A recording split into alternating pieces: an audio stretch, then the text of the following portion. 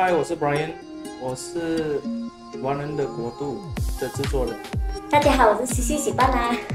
过后我是车巴兰的 videographer。过后我平时是在幕后，从来没有在镜头前过，所以有点不自在。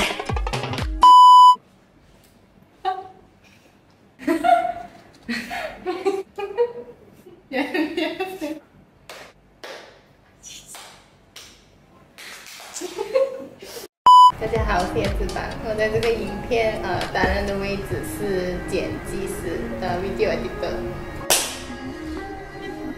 来，OK， 大家好，我是车大炮，车大炮车大炮大，车大炮的炮。OK， 我在这个玩人的国度 1.0 里面，我是一个打杂。没有开灯。哎，尴尬了。2,000 years later。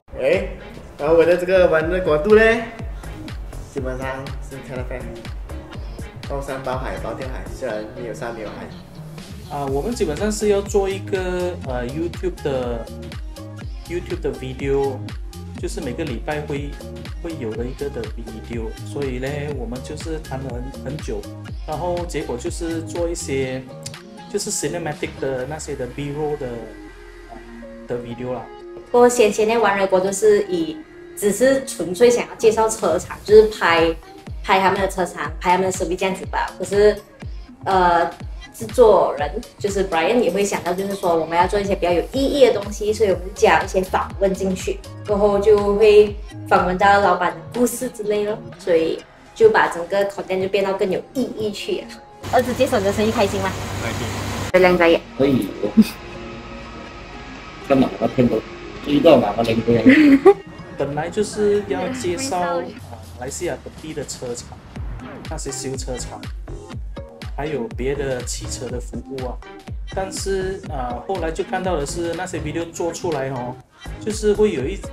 种在打广告的一种的感觉。然后我们发现到是基本上是没有人会看这些的打广告的片。我认为就是这个影片拍摄的目的是就是希望就是车主的那个修车的师傅他们中间就是有一个沟通的桥梁，这样子就是可以让更多人去了解我们的修车师傅他们一些我们不知道的他们的一些事情。我就觉得拍这玩的国度就是要骗 subscriber 骗 follower 是吧？OK 啦，讲认真啦。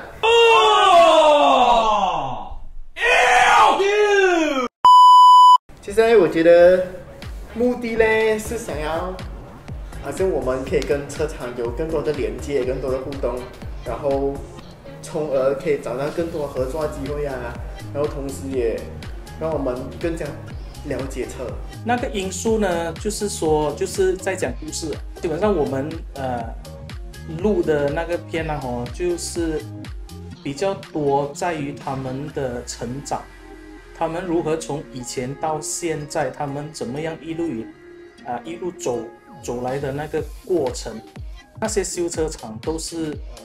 可能是提供同样的服务，但是老板的性格、老板的成长、他们的世界观啊，基本上是不一样，所以这个呢就会是可以区分到每一个影片虽然是做一样的东西，但是在故事里每个人都有他自己的故事。为什么会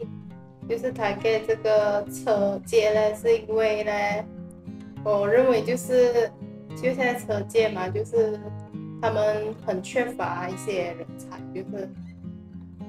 因为现在很多就是那种修车师傅上年纪的时候，他们在找接班人，所以他们就是我们之前有做过survey，就是最大的问题就是现在很少人要做这一部分技术的东西，所以我就觉得我们target这个 automotive 的话，会对他们有些帮助这样子。然后就是有关车行的这一些人，是因为车巴兰是 under Jurigo 嘛，如果你们想要知道 Jurigo 是什么的话，你们可以 click 以下的 link， 就是下面那边有 link 给你，所以你们可以 click 了过后，你们会知道为什么我们会打给车厂的人啦。我们就想要往那一个方面的路去哦，然后去让更多车行啊，包括外界知道我们。刚开始做这个影片的感觉就是有一点担心，但当然也是有点期待呀，就是因为它也是一个全新的影片。然后担心的部分就是担心会不会有观众去看啊，或者观众喜不喜欢。刚接触这个 task 的时候，认真来讲是蛮怕的，因为我本人是不喜欢拍东西的，就是在学校的时候就是发誓过我不会动 videographer 啊，或者是 photographer 这个职业，可是就没办法，因为公司就是需要做这个东西出来，所以就一定要当上这个职位，所以当时会很怕，因为我那个时候也不是很会接触到别人，所以又要接触到老板，又要访问老板的故事。过后那时候老板跟我也是不是很熟的嘛，跟这些老板不是很熟，就是很难跟他们沟通到让他们把他们的故事讲给我听哦。一开始还是会怕的嘛，谁没有第一次哦？哎，但是 OK 啦，现在都习惯了，然后就觉得很不错啊。这个影片有一个遗憾，就是我记得有一集吧，就是我们就是全部团队人就是做完全部东西，然后就包括拍摄、包括剪辑，然后全部东西已经放上去了的时候，才发现就是中间有一些问题，然后没有办法就必须下架这样子。所以这个是我觉得蛮遗憾的，就是最大的遗憾就是有一集我们没有。就是因为车厂的关系，过后也因为沟通的关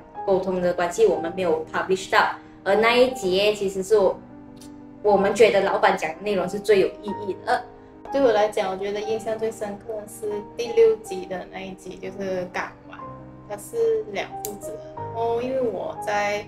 拍摄之前有去到过现场，所以它那个地方会比较老旧一点哦，就是还蛮新奇的，就进到去全部都是一些老店。让我印象最深，我觉得应该是那个《雾衣天使》吧，因为那个时候我看这个影片，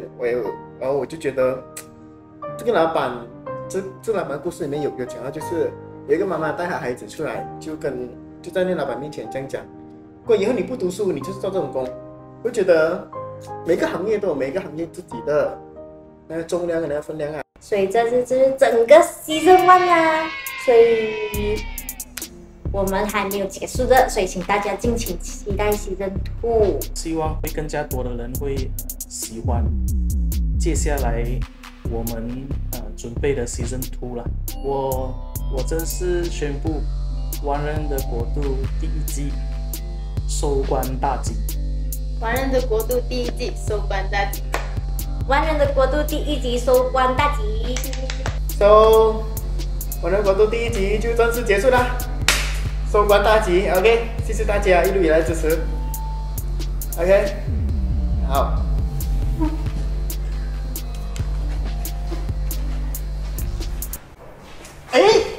不要忘了，我们第1集完了，第2集还没有哦，记得留守我们第2集哦，记得 like、share、subscribe 我们的 YouTube 频道 ，OK， 期待第2集有我在 ，peace and love。